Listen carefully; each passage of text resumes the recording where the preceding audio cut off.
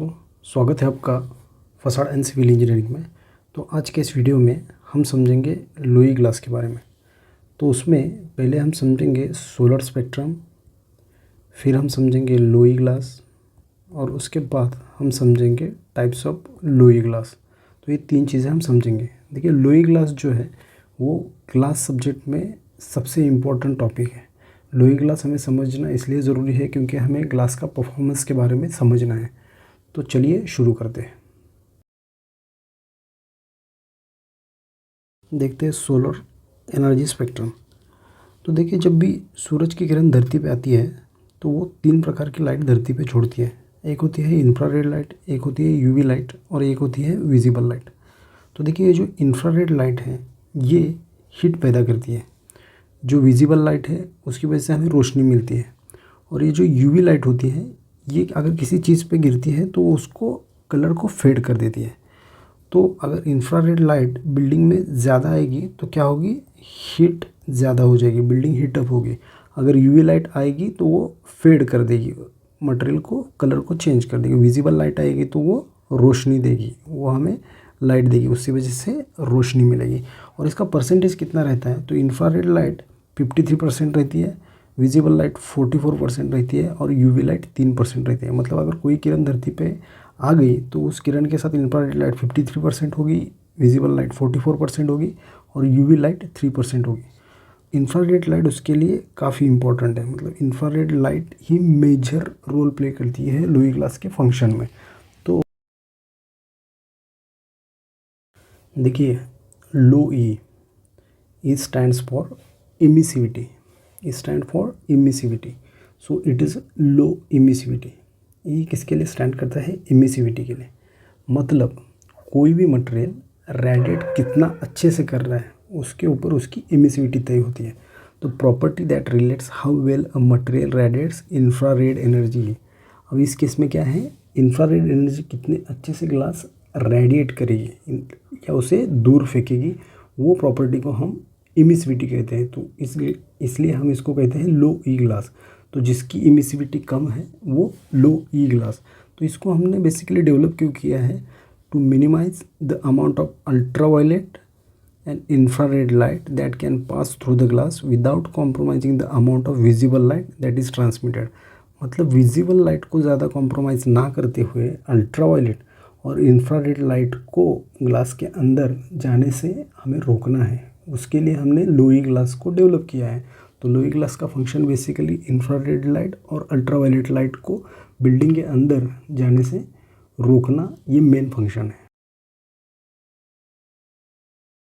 ये जो कोटिंग होता है ये माइक्रोस्कोपिक कोटिंग होता है। मतलब इसका अगर हम थिकनेस कंपेयर करें तो आप देखिए 8 लेयर अगर हम कोटिंग की देखें, लुई कोटिंग की, तो वो 150 नैनोमीटर है, 150 नैनोमीटर। और जो अपना बाल रहता है, सिर पे हमारा जो बाल रहता है वो कितना रहता है, 75,000 नैनोमीटर। तो आप देखिए ये 150 नैनोमीटर है 8 लेयर लोई कोटिंग के, और एक बाल रहता है अपना 75,000 नैनोमीटर। तो आप सोचिए कि कितना थिकनेस में कम रहता है, ये माइक्रोस्कोपिक कोटिंग रहता है।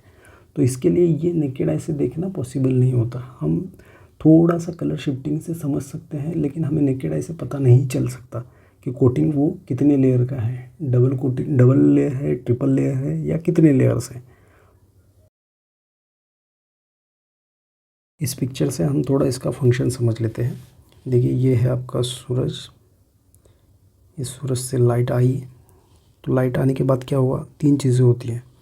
या तो ये जो ग्लास है ये ग्लास आपकी लाइट को एब्जॉर्व करेगी या इसको रिफ्लेक्ट करेगी या इसको ट्रांसमिट करेगी। ठीक है, क्या होगा, कोई भी लाइट आएगी तो या तो एब्जॉर्व हो जाएगी या तो रिफ्लेक्ट हो जाएगी या तो ट्रांसमिट हो जाएगी।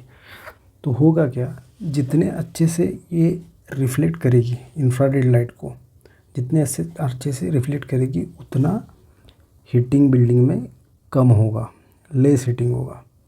ओके, और जितनी विजिबल लाइट बिल्डिंग के अंदर चली जाएगी, ट्रांसमिट होगी, विजिबल लाइट जितनी अंदर जाएगी उतनी लाइटिंग के लिए खर्चा कम हो जाएगा। और अल्ट्रावायलेट भी जितनी कम जाएगी उतना फेडिंग और शेड कलर चेंज कम हो जाएगा। तो आप देखिए कोई भी चीज़ अगर ग्लास पे गिरती है, लाइट गिरती है, तो होगा क्या, या तो एब्जॉर्ब, दूसरा रिफ्लेक्ट, या तीसरा होगा आपका ट्रांसमिट। ठीक है, तो हमें ये ट्रांसमिट को कम करना है, जो ट्रांसमिट हो रही है लाइट ग्लास से उसको हमें कम करना। बेसिकली आप इसमें समझ चुके होंगे कि किस तरीके से ये वर्क करती है। सूरज की किरण ग्लास पे गिरेगी, ग्लास पे रुकेगी, या तो अंदर चली जाएगी या तो बाहर चली जाएगी।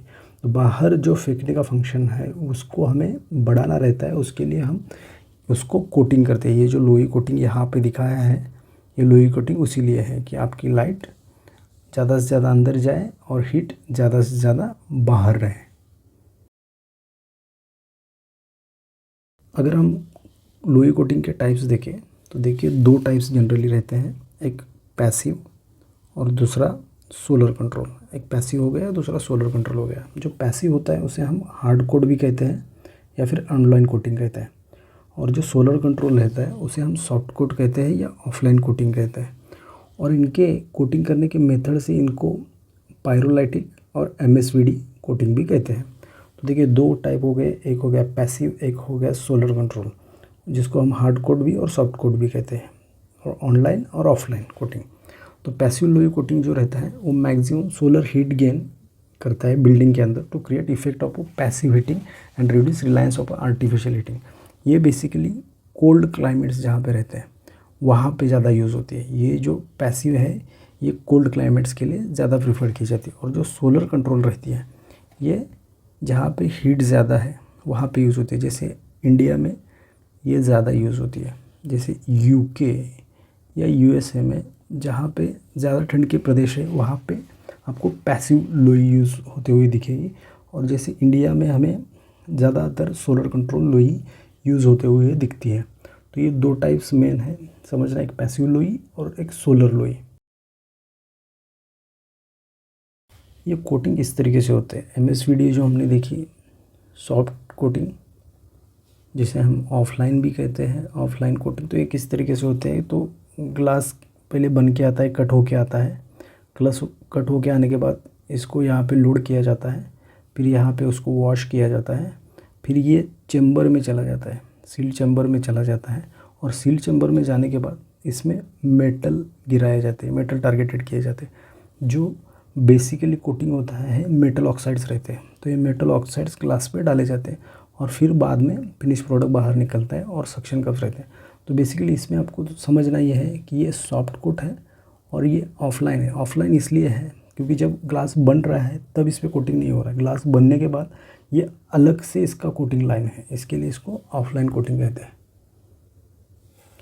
ये दूसरा मेथड है अपना ऑनलाइन कोटिंग का, या जिसे हम हार्ड कोटिंग कहते हैं। इसमें देखिए बैचिंग, मेल्टिंग, फिनिशिंग, और ये टिन है, यहाँ पे टिन है और ये ग्लास बन के यहीं पे आता है और एनीलिंग होके फिर आगे चला जाता है, और यहीं पे इसको स्प्रे किया जाता है, यहीं पे इसको कोट किया जाता है। तो ये क्या है, ग्लास यहाँ से बनने की प्रोसेस स्टार्ट हो गई और यहीं पे कोटिंग हुआ, इसके लिए इसको हम ऑनलाइन कोटिंग कहते हैं या फिर हार्ड कोटिंग कहते हैं, और यहीं से ये सीधा बन के बाहर निकल जाता है और कटिंग वगैरह हो जाता है। तो एक ही प्रोसेस में दोनों चीज़ें हो जाती है, ग्लास भी बनती है और कोटिंग भी हो जाता है।